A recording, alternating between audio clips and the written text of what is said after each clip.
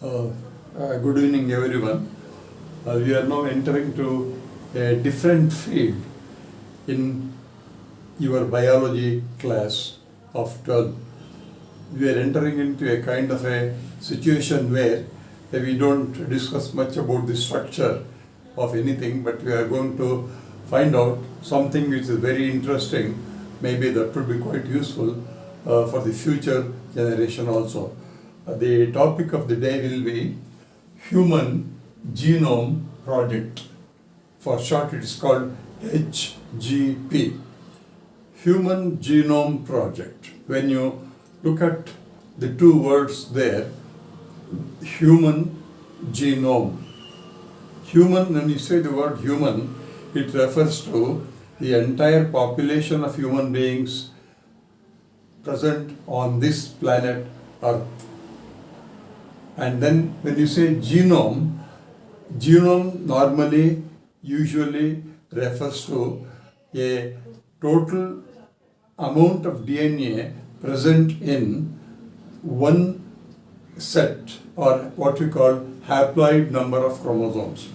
When you think of human beings, anywhere in the world, any human being, it may be a child, it may be a 100 years old person, maybe a woman, maybe anyone in the world, maybe the president of the WHO, whoever it is, black, white, red, any type of a person, always will contain 23 pairs of chromosomes, of which 22 pairs are called autosomes, responsible for many functions, and one pair called X and Y, they determine the sex of the human being when at the time of the formation of the zygote, that is when the sperm and ova, when they get into the act of fertilization in the inside the womb of the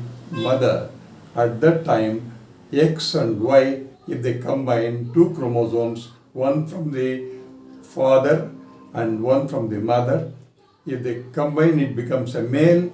If we get by chance X and X chromosomes, it becomes a female. So that means you can understand the in terms of in terms of chromosomes, in terms of genetic material, every human being in this world will have 23 pairs, and the 23rd pair, either it will have a X and X or X and Y. That is the only difference we get it. But still we find a large number of variations. How it is possible? Even the fingerprints of the human beings do not agree.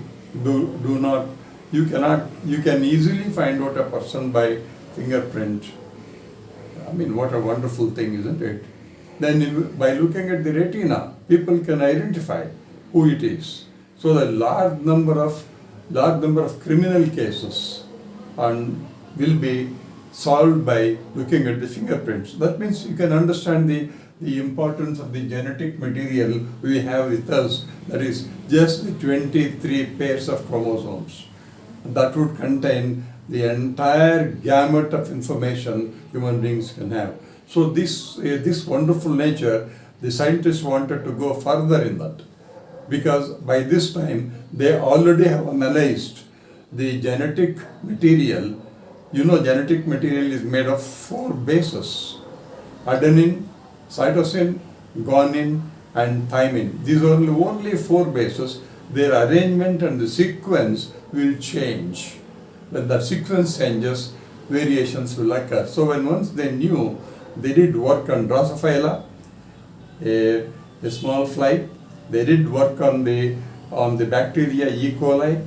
They worked on phage. They worked on many other organisms, and they found out they can easily establish the genetic sequence of many organisms.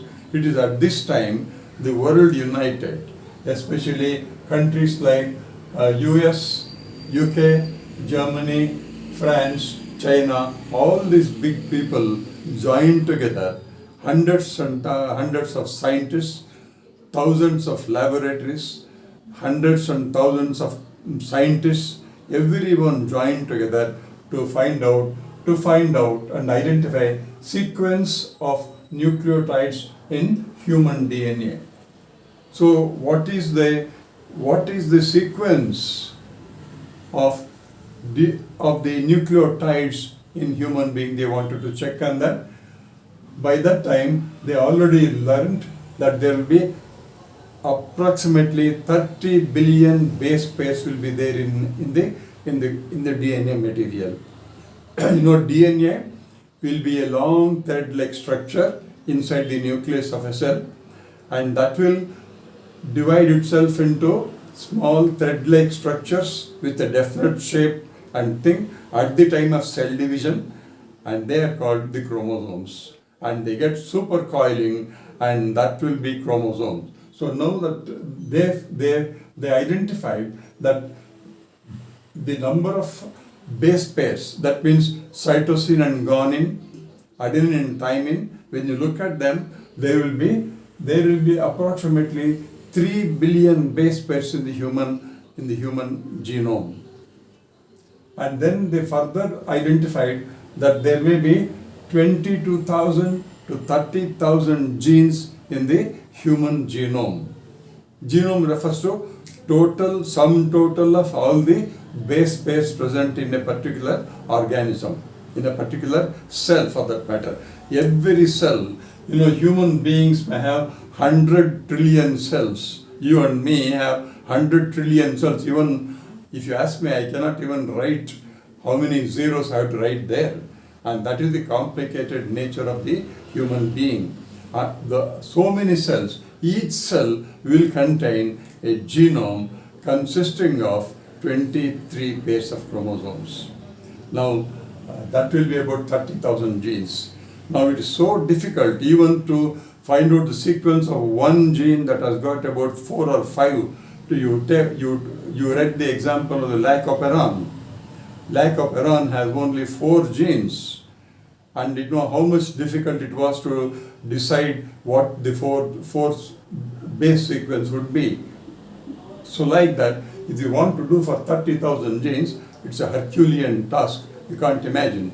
For that purpose, the entire world joined together in 1990, and this project went on for 13 years.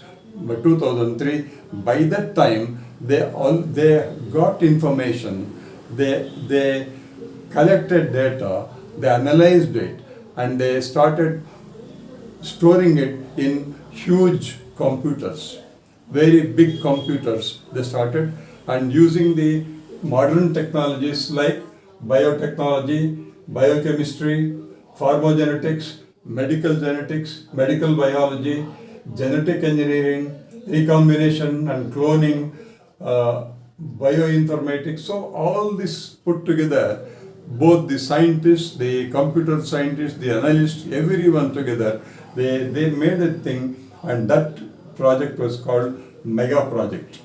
In the Mega Project, they invested a lot of money and they collected a lot of data, and that data is stored now in huge computers, and that will be used for many purposes.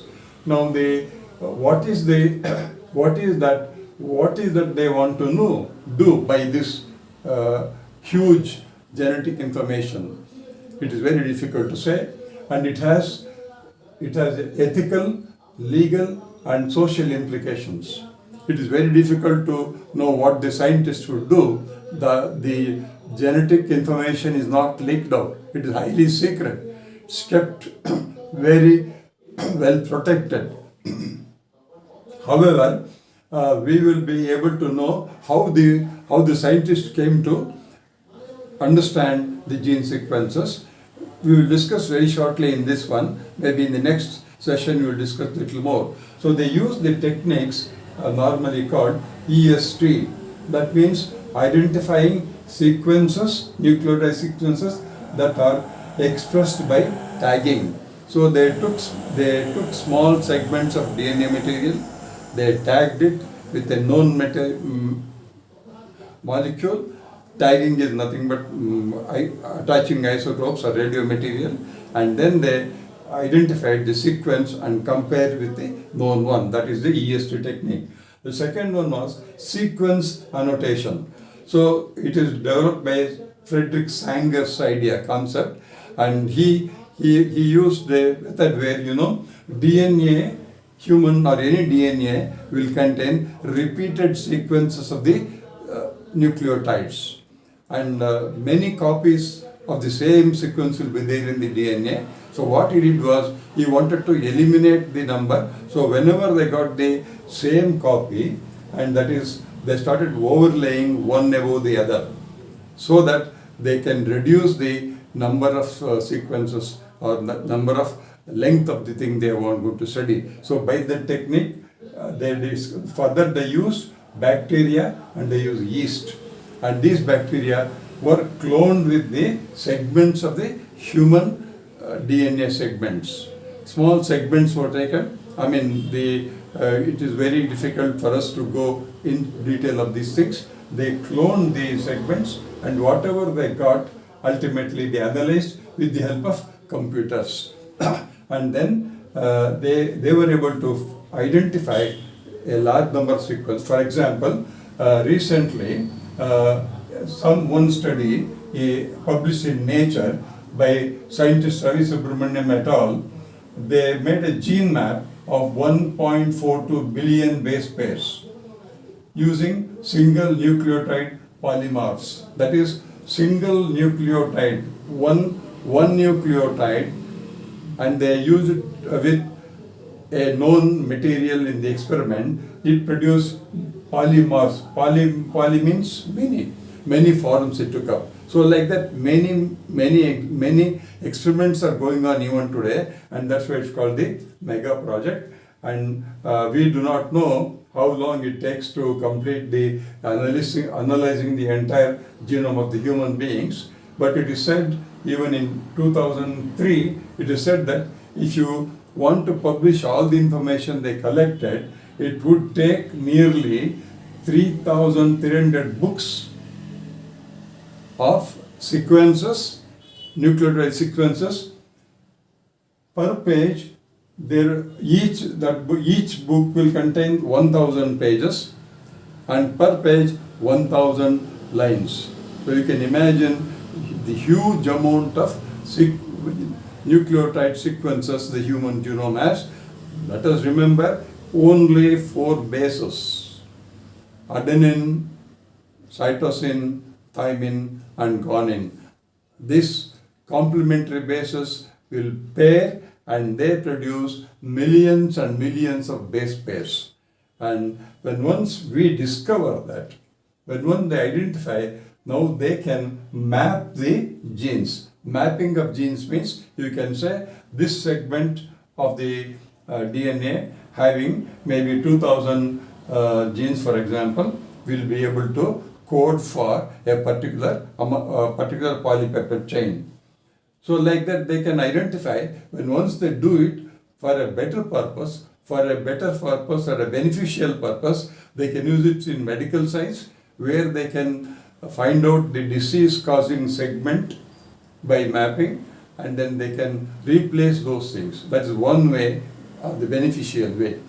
But the harmful way, we have seen in the movies like Mission Impossible 2, where the DNA chimera is made, and we also now know, people say, and the publicity is now telling, that the COVID virus has come out from a laboratory, man-made laboratory. So genetics, especially the human genome, they are not publishing it because people can use it for a good purpose, and people can use it for in a different way. So this is what we just learned in this particular episode, what I am telling.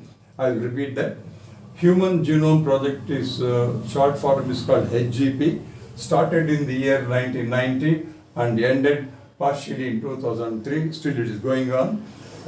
Most of the countries followed that, and therefore it's called a world project.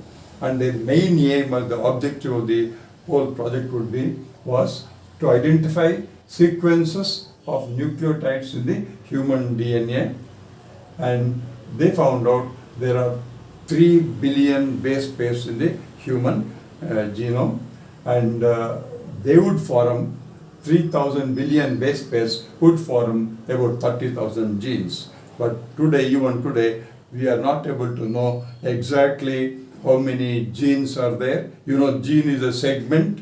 That segment contains a number of nucleotides, and that segment also contains the promoter, the repressor, all these sites.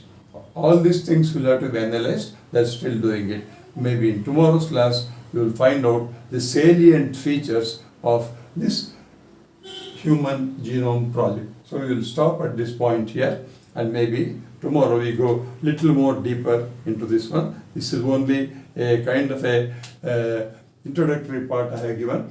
If you like it, please put a like in for this particular clip. Thank you.